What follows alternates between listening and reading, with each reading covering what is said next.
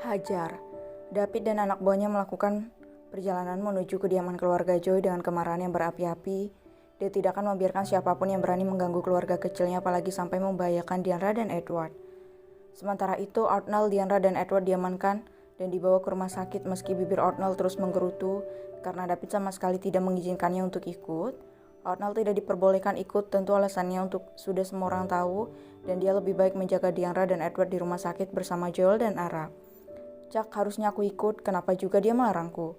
Kesal Arnold di dalam mobil menuju rumah sakit. Sedari tadi mulutnya menggerutu tentang ini, itu karena David melarangnya ikut. Kak Niel, sudahlah, Kak David pasti punya alasan kenapa kakak tidak diperbolehkan ikut. Kurasa kakak hanya akan memperburuk situasi saja, ledek Diandra.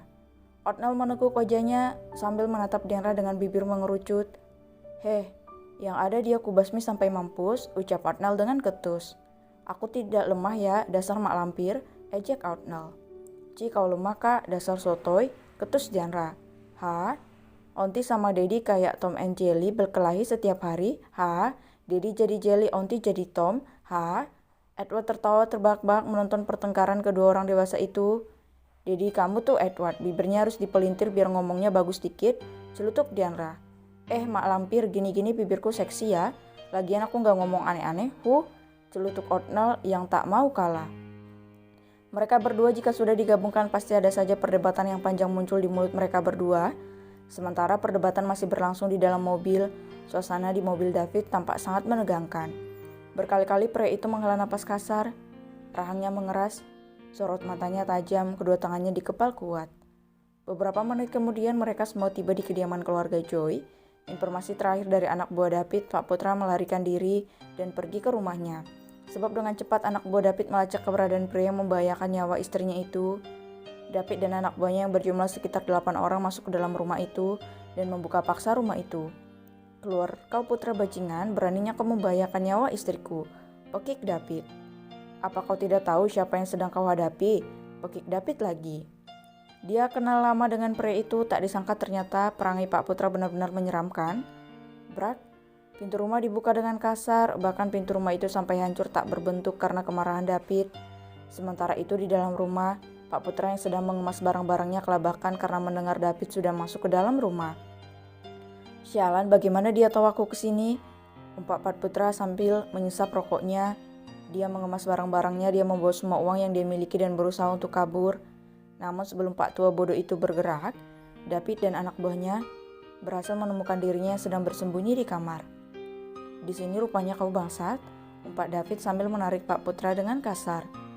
Sialan kau, mau apa kau Sial, harusnya istrimu dan anakmu itu mati, teriak Pak Putra yang melakukan perlawanan. Mendengar ucapan Pak Putra membuat David naik pitam. Bruk, buk. David menghajar Pak Putra secara membabi buta. Dipukulnya wajah pria itu, ditendangnya perut Pak Putra tanpa ampun karena sudah membahayakan nyawa istri dan anaknya juga Edward. Bajingan, tak cukup satu orang yang kau siksa, istriku pun kau jadikan sasaran, apa salahnya teriak David. Pak Putra membalas serangan David sebisanya, dia mencoba melakukan perlawanan. Terjadi perkelahian di antara mereka berdua. Anak buahnya hanya bisa melihat sebab David akan menghajar siapapun yang ikut campur saat dia sedang beraksi. Karena hanya anakku yang pantas bahagia, hanya aku yang pantas memiliki semua harta itu, hanya aku, teriak Pak Putra. Dia mengambil pisau belati yang dia simpan di kamar itu dan mengarahkannya pada David. Kau harus menikahi Amelia, hanya dia yang cocok untukmu, kau harus, teriak Pak Putra. Cuy, David meludah ke lantai. Syukurlah waktu itu Joy kau buang pada kami, dia tidak berubah jadi monster seperti dirimu, ucap David. Sialan, pekik Pak Putra, dia berlari ke arah Dave dengan mengarahkan pisau itu dan buk, serak. Satu tendangan telak mendarat di perut pria itu hingga dia terjerembab ke atas tanah. Kondisi kejiwaannya benar-benar parah. Bodoh kau Putra, Pekik seseorang yang tak lain adalah Sir Petra yang tiba di rumah itu bersama yang lainnya. Sir Petra yang menendang Pak Putra hingga dia terjerembab jatuh ke atas lantai. Meski demikian lengan David terluka karena goresan belati itu. "Kau baik-baik saja?" tanya Sir Petra pada Deb yang tampak meringis kesakitan karena lengannya robek. "Sedikit terluka," ucap David yang masih bisa menahan dirinya. "Aku harus membunuh bajingan itu, dia hampir membunuh istri, bayiku dan Edward." David maju ke depan mendekati Pak Putra yang menatap mereka sambil bergetar ketakutan. "David, jangan bertindak gila," teriak Pasco. "Aku tidak gila, Pasco. Adikmu hampir mati jika anak buahku tidak sigap. Diandra dan bayi dalam kandungannya dan juga Edward akan mati," teriak David. Sorot mata kekhawatiran dan takut kehilangan keluarganya tampak jelas di wajah pria itu. "Si brengsek ini mengincar adikmu, bodoh," umpat David. "Sialan kau, aku tidak bodoh," Pekik Putra yang kembali bangkit berdiri dan mengambil belatinya tadi dan serak.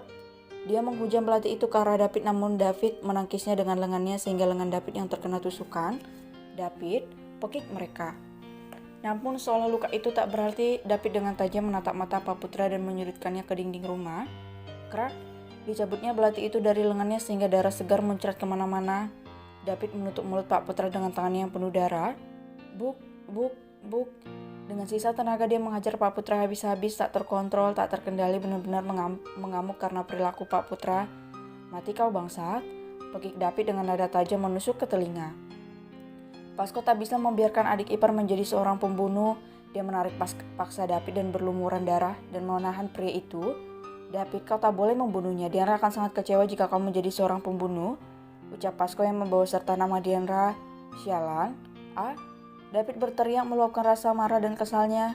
Bagaimana bisa ada manusia tanpa hati seperti itu hidup di muka bumi ini? "Bajingan kau, Putra," pekik David. Dia benar-benar marah. Mereka yang menyaksikan itu bisa merasakan sakit di hati David dan rasa khawatir akan kehilangan orang yang berharga bagi mereka.